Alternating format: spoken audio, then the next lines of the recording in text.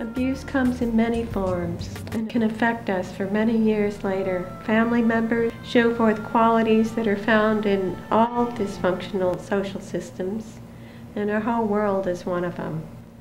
So that's why a lot of people relate to my work. They may have some of the qualities too. Being a survivor alone is enough. It's a testimony to the resiliency of the human spirit. Breaking Free, the video, offers stories of abuse and recovery as told in art. Part 1, Meet the Family, is great for general audiences.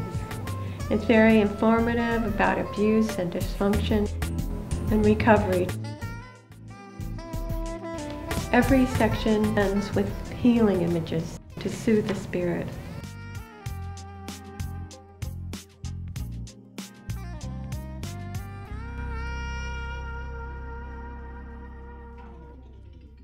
If you got in trouble at home, you'd be called to the footstool of Dad. It's sort of like an audience with God. Standing at the footstool, looking at his big old feet. And it was a pretty scary place to be standing. You did not want to be standing there. For shame, he might tell you. Shame is big in dysfunctional, abusive families. But it would be a shame about who you were. And that's a mistaken use of that power. Abuse makes you scared. And when you're scared, the blood goes out of your head, right into your arms and legs, so that you can fight or you can flight. But you're not allowed to do that in an abusive home. So there you are, brainless. I know that out-of-body feeling well, having felt it much in my life. Survivors Tour Part 2 goes deeper into family issues, as well as sexual abuse and other stories. Mom, the Perps, and recovery art take center stage. It brings abuse right out of the closet. The show ends with first aid for the heart, loving messages, and recovery. This is a must-see for abuse survivors, adult children of dysfunction, artists, and everyone of insight who would love to see an end to abuse in all its forms. It brings healing. Everybody has something bigger than themselves that they can use to help them heal. Loving self-care and kindness is very important for survivors to focus on. You can't do this kind of work without a lot of loving care and kindness. Never too late to have a happy childhood.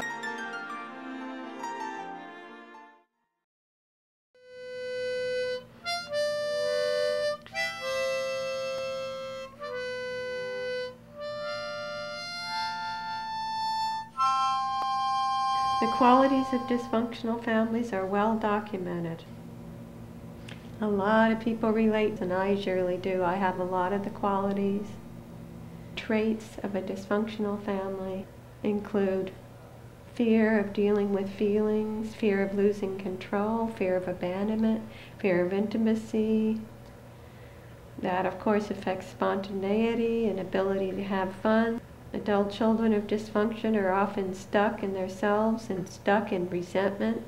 They tend to focus too much on others and have poor self-care. And the life can center around reaction to others, that codependency. They can also be the opposite, very self-centered. We're often victimizers, or we are victims, or both. We confuse love with pity. We have very low self-esteem, low confidence, harsh self-criticism often. We're very good at denial. A lot of us have real strict perfectionism in the black and white thinking. We tend to be over-responsible or very irresponsible oftentimes. Adult children of dysfunction show these attributes as well as adult children of abuse.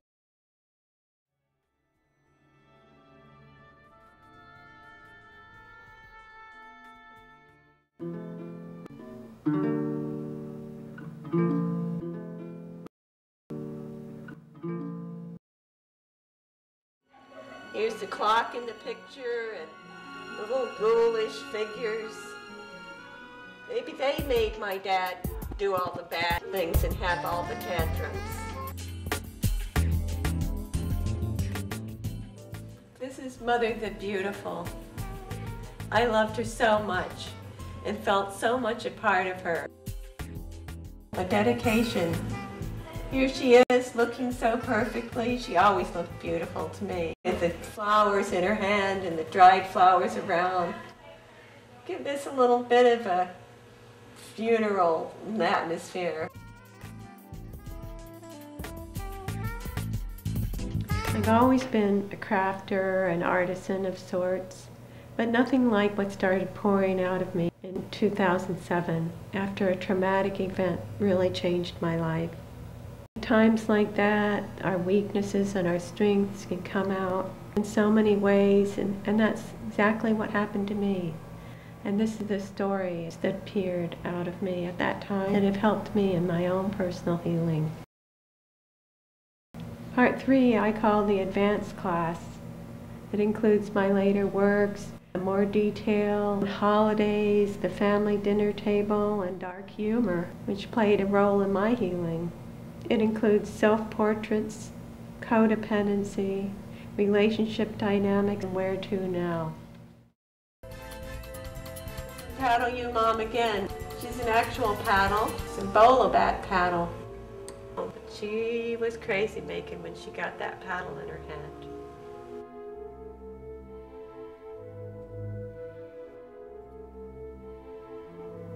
My mother and myself, we're moving on.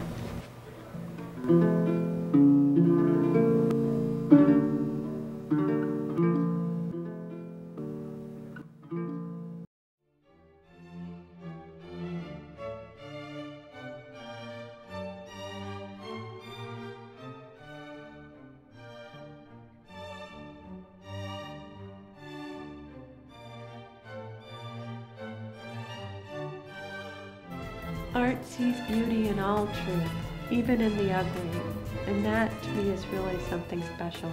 There's so much more to be revealed, and all of this work is, as I am, a work in progress. Join me on this journey.